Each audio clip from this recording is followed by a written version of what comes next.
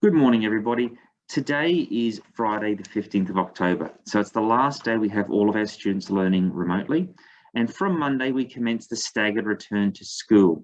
And the way that will work at Lethbridge Park Public School, we will welcome back our preschool students, our kindergarten students, our year one students, as well as the students in MRed and MBlue. And they will be here for on-site learning, with the students in years 2, 3, 4, 5, and 6 remaining in the remote learning format for all of next week. They then come back to us on the 25th of October. And so the 25th of October, all staff, all students are back here on site, and a fairly traditional model of learning will continue. I did want to say thank you to everybody for the outstanding support we have had throughout this whole year, and in fact through the whole COVID experience. Our numbers have remained low. We've had a maximum of just over 20 students, and several days we've been below 5 students. We've managed to keep our staff level below 5. It's only this week we've had a few more staff on site as we start to prepare school for that staggered return. And without the fantastic support from the community, this would be much harder, and the outcomes for the students really I wouldn't have been as confident in. But thank you so much, and we are really looking forward to welcoming everybody back. But I do need to ask for continued support from the parents of students in years 2, 3, 4, 5, and 6.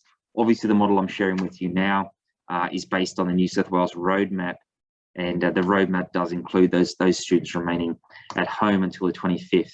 The good news is that the end's in sight, and it's only 5 more days. Parents, you're doing a great job so far, and it's going to be great to have them back, but we do need to try to work within those guidelines to help us out.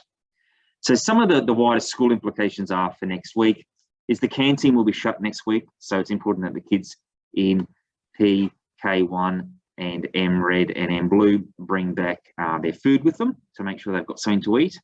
It's also really important to make sure in the planning we've got that everybody is very punctual.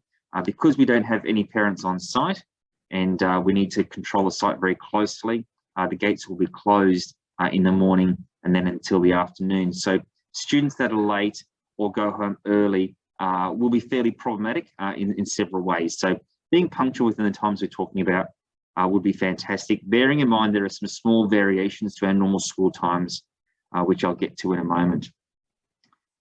Students at primary school are encouraged to wear masks. That's part of the roadmap back to school. And if you can work with us on that at home, that would be really helpful. The small number of kids we've had here have been very, very obliging and happy to wear masks, and it really is just part of their shared experience. We do have masks here at school for them, so that's no problem at all. You don't need to send one. But if you could do some of the background work to encourage mask wearing, that would be just fantastic. The mask wearing encouragement doesn't apply to preschool students. So if you'd like your child to wear a mask, they want to wear them, that's absolutely fine, but that's not part of the roadmap plan. The roadmap plan really does start in terms of masks at kindergarten and moves up, and all staff at school will be wearing masks. That's part of our requirement as well. The other thing we need to be very mindful of is in the current climate, managing sick kids is not going to work very well, as you might imagine. Anyone that's sick really does need to be at home. Anyone that's got flu symptoms will need to make sure that they're staying away from school until they have had a medical clearance or a COVID test to say that they're fit to be here. The other thing we need to bear in mind is that because the whole return to model works on keeping cohorts separately, any of our school spaces where there's the potential to cross children from different cohorts are problematic, and that would include the sick bay. And we really do need to make sure we don't have, perhaps a child from kindergarten there and a child from year 1 there at the same time, because that then mixes that whole cohort, and that's part of the management plan that we've got. The other item that you've probably heard a lot about in the media relates to the school ventilation surveys. Now, the ventilation survey here at Lethbridge Park is complete. It's been released, and we've had a look through all of that. The idea is that the more fresh air we have, the less the risk of COVID transmission amongst us all is.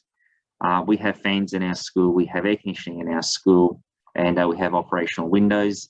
all of the advice that we've received from the department is well and truly within our operational ability here. So we'll be taking that on board. That is certainly part of our planning, and I think that will be absolutely fine for us. Now, probably you're interested in the specifics of what's going on. So I'll just share my screen with you and we can see how we're going to be doing this. So the first thing to consider is what's going to happen with preschool kids. So the answer to that is they will be signed in at the Rose Garden at 8:55 a.m. So not earlier. And preschool parents, we will have some spaces out the front on Copeland Road where we've got lines painted on the ground. If you can line up there, if you happen to be here earlier, we'll be letting you in one at a time to take your child down to the Rose Garden where you'll meet the preschool staff. They will sign that student in and then you can leave, and we'll do that one at a time. It's important to not come early because otherwise you'll be standing out in the sun or the rain for a long time. And obviously our process only will commence at 8:55 a.m.